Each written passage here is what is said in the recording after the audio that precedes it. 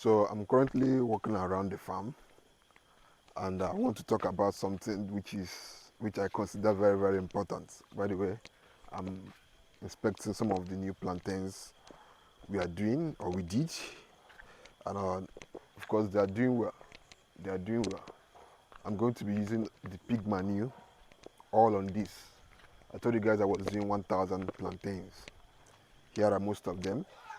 The other side about an acre.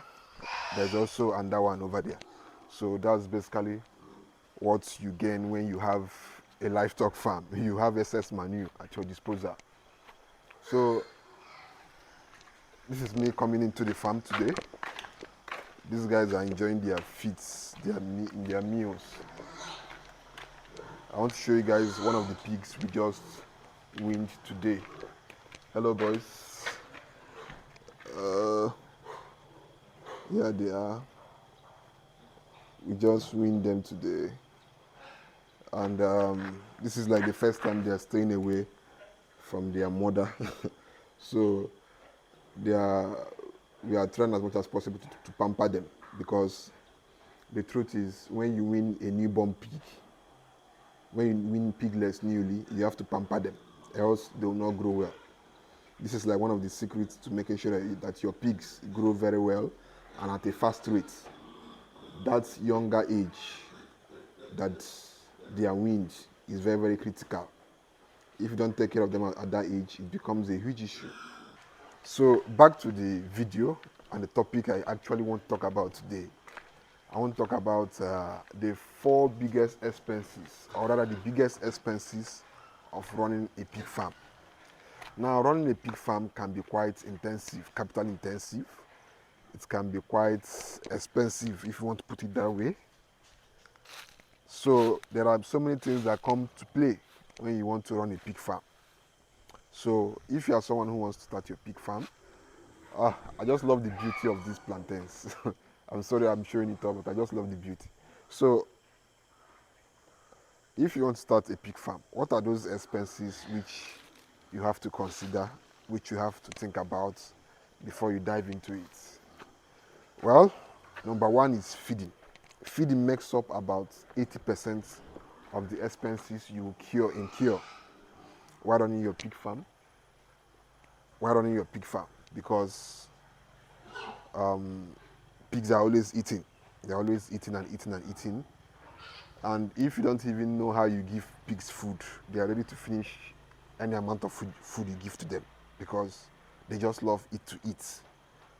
But not just any feed. That's the truth. Not just any feed. You have to give your animals feed that will make them to convert better and grow better and be as fat, as fast as possible. You also have to basically feed them well so that they can be able to grow well. And you have to use quality feeds. Now, it's not a must you must use corn, it's not a must you must use soybeans. There are substitutes that can also help them achieve almost similar results when you are using these feeds. It's not a must you must use corn or soybeans. There are alternatives which are also kind of affordable when compared to corn and soybeans. And that is what we also use at this farm, because the truth is, corn is very, very expensive. Soybeans is very, very expensive. So you have to find alternatives. Even if you don't find alternatives, you have to find like other things you can be able to add to it to also make sure that the quality is there, and to reduce the price. Now, that's like the biggest expenses in running a pig farm. The cost of feeding is capital intensive, especially for someone that has a big farm. You are going to be spending a lot of money on feeding your animals. So these are the things you have to think about before you dive into pig farming, because pig farming is very, very capital intensive. Now, the next thing that takes money away from you, the next expenses, is water. Water should be part of feeding, I would say, but water is expensive. Now, water is expensive if you don't have light in your area. If you're in Nigeria and you don't have light, or if you're anywhere in Africa and you don't have light, it becomes a big issue, because you're spending a lot of money trying to power your farm, trying to make sure that your animals have water. That's like a whole different thing. Assuming you don't have access to electricity. But if you have access to electricity, you are good. Now, the next expenses that usually come up when you're running a pig farm is medication. Don't forget, these animals are breathing, they are living things, and if you don't take care of their health, they are bound to have issues.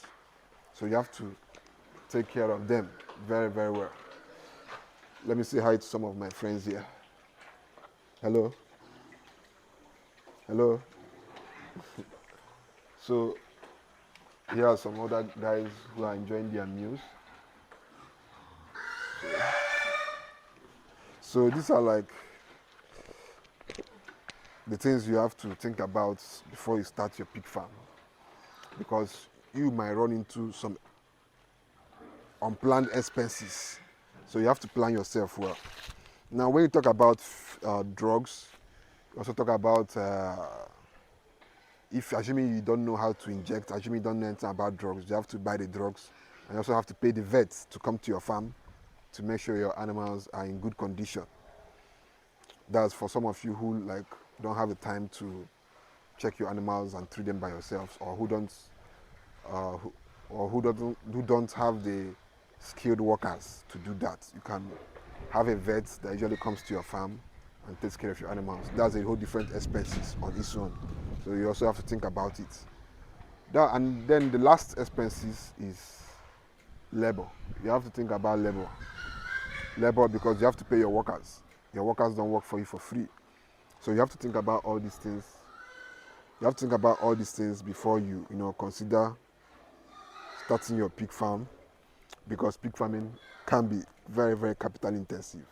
So that's basically what I wanted to share with you guys on today's video. I'm still at the farm trying to make sure everything is going as smoothly as possible. Hey.